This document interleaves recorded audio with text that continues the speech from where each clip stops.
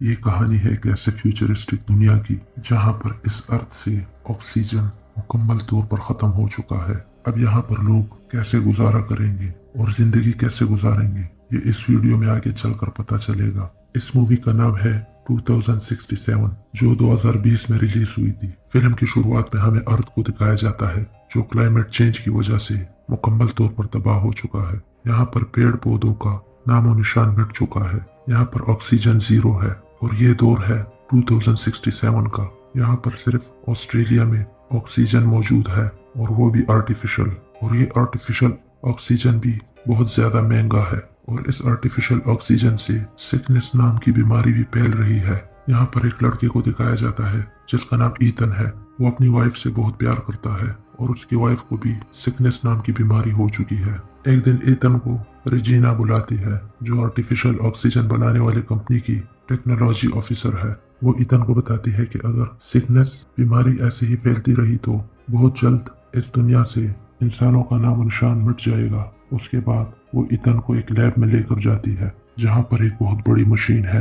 वो ईथन को बताती है कि ये एक टाइम मशीन है जो आज से 20 साल पहले तुम्हारे फादर ने बनाई थी, और तुम्हारे हाथ पे जो घड़ी है ये इस मशीन का एक पार्ट है जिसे तुम्हारे फादर ने तुम्हारे हाथ पर फिक्स कर दी है, और ये मशीन चलाने के लिए इस घड़ी की जरूरत है। अब वो ईथन को बताती है कि उन्हें 400 साल बाद फ्यूचर से एक मैसेज मिला है कि वहाँ सब कुछ नॉर्मल है। अब तुम्हें वहाँ जाकर पेड़ पौधों का सैंपल लाना होगा जिससे हम अपने ईयर 2067 में दोबारा से पेड़ पौधों को उगा सके और अपने दौर में दोबारा से ऑक्सीजन को ला सके।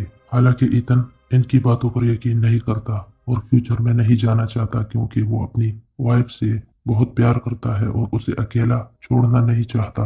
ईथन के साथ जूड नाम का एक दोस्त भी होता है जो ईथन को समझाता है कि तुम्हें फ्यूचर में जाना चाहिए, इससे तुम इस दुनिया को भी बचा सकते हो और अपनी वाइफ को भी। असल में ईथन ऐसा नहीं करना चाहता जैसा उसके फादर ने किया था। उसके फादर ने अपने काम के लिए ईथन और उसकी मॉम को अकेला छोड़ दिया था, और अब ईथन किसी भी कीमत पर अपनी वाइफ को अकेला नहीं छोड़ना चाहता। ईथन वापस घर आकर अपनी वाइफ को ये सब कुछ बताता है। ईथन की वाइफ ईथन को अकेला नहीं भेजना चाहती, लेकिन फिर भी वो उसे जाने के लिए कहती है और कहती है कि इससे पूरी दुनिया बच सकती है, तो तुम्हें जरूर जाना चाहिए। अगली सुबह ईथन रेजिना के पास जाता है और कहता है कि मैं जाने के लिए तैयार हूँ। रेजिना ये सुनकर बहुत खुश होती है और उसके बाद ये सब लोग ईथन को फ्यूचर में भेजने के लिए तैयार करते हैं और उसे सूट पहनाते हैं और साथ में एक डिवाइस भी देते हैं जिसकी मदद से ईथन इनके साथ कम्युनिकेशन कर सके। अब सारे लोग परेशान भी होते हैं क्योंकि इन्हें नहीं पता होता कि ईथन को वापस कैसे लाया जाएगा या वो वापस आ सकेगा या नहीं। अब ईथन को लाइट की स्पीड से फ्यूचर में भेज देते हैं। अब कुछ टाइम बाद ईथन की आंख खुलती है और वो खुद को जंगल में पाता है, और ये जंगल पेड़ पौधों से भरा हुआ है और यहाँ पर ऑक्सीजन भी नॉर्मल है। ईथन को भी बहुत अच्छा लगता है। अब वो आगे बढ़ता है, तब उसे सामने एक स्केलेटन दिखता है जिसके सर पर गोली लगी है। जब ईथन उसके करीब जाता है और देखता है कि ये स्केलेटन किसी और का नहीं बल्कि खुद इसी का ही है, और उसके हाथ पे भी वही घड़ी होती है जो ईथन के हाथ पर है। साथ में उसके साथ वही डिवाइस भी होता है जो उसे लैब में दिया गया था। ईथन पूरी तरह से कंफ्यूज होता है कि ये क्या हो रहा है। अब जंगल में रात हो जाती है और ईथन को भूख लगती है। ईथन वहाँ दरख्तों से कुछ बेरीज तोड़ कर खाता है। थोड़ी देर बाद उसकी तबीयत खराब होती है और उसे पता नहीं होता कि जो बेरीज उसने खाई है वो जहरीली थी। अब उसकी तबीयत बिगड़ती है और वो वहीं पर गिरकर बेहोश हो जाता है। अब उस डिवाइस की मदद से ईयर 2067 में लोगों को पता चल जाता है और वो उसकी मदद के लिए ईथन के फ्रेंड जूड को भेजते हैं। जब ईथन की आंख खुलती है तो उसके सामने उसका फ्रेंड बैठा होता है। दरअसल जूड न सिर्फ ईथन का दोस्त है बल्कि ईथन की मॉम के डेथ के बाद ईथन को जूड ने पाला होता है। अब जब ईथन की तबीयत सेट हो जाती है तो ये दोनों दोबारा से उस स्केलेटन के पास जाते हैं और उसके साथ एक डोर भी होता है जिससे एक मशीन निकलता है और ईथन की आइज को स्कैन करके उसका दरवाजा खुल जाता है। अब जब ये लोग अंदर जाते हैं तो इन्हें पता चलता है कि ये वही लैब है जिससे 2067 से ये लोग यहाँ पर आए थे। अब यहाँ पर इन्हें पता चलता है कि एक बहुत बड़ी प्रॉब्लम है, और वो ये कि इनके पास सिर्फ 4 घंटे है।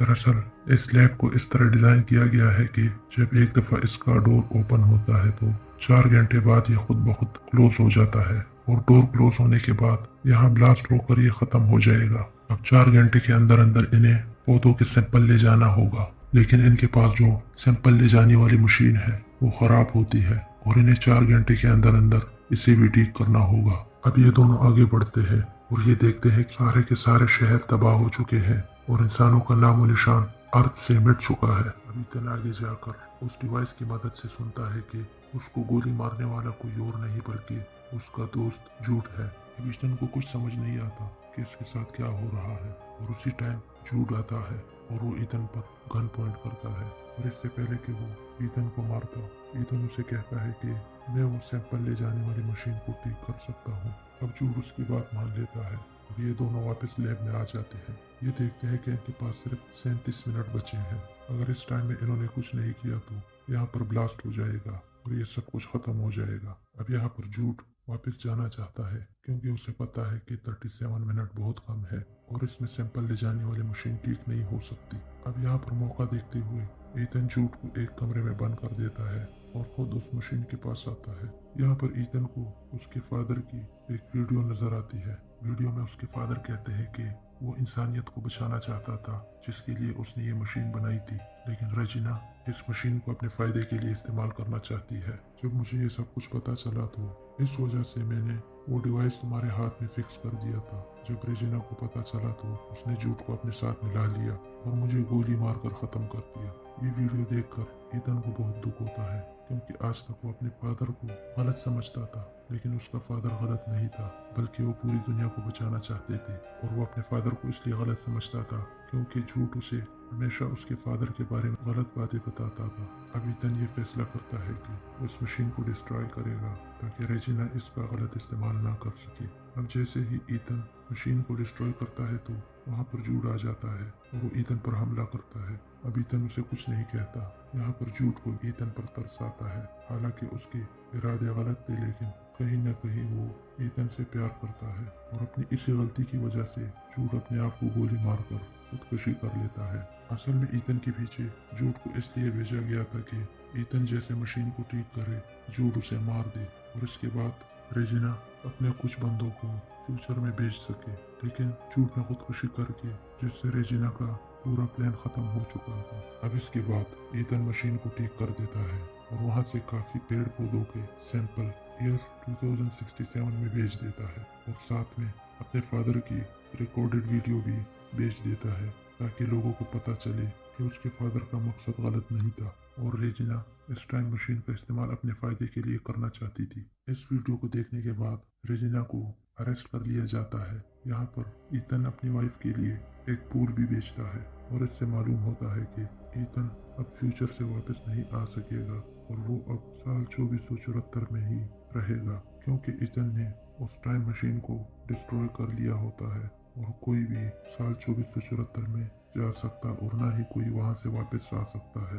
अब यहाँ पर ईथन जब बाहर आता है तो वो देखता है कि उसका स्केलेटन वहाँ पर मौजूद नहीं, जिससे उसे पता चलता है कि टाइम पूरी तरह से चेंज हो चुका है और जब वो सामने देखता है तो वहाँ पर बहुत हरे भरे और एडवांस शहर है। इससे वो समझ जाता है कि पास्ट में उसने जो पेड़ पौधे भेजे थे उससे पूरी इंसानियत बच गई है।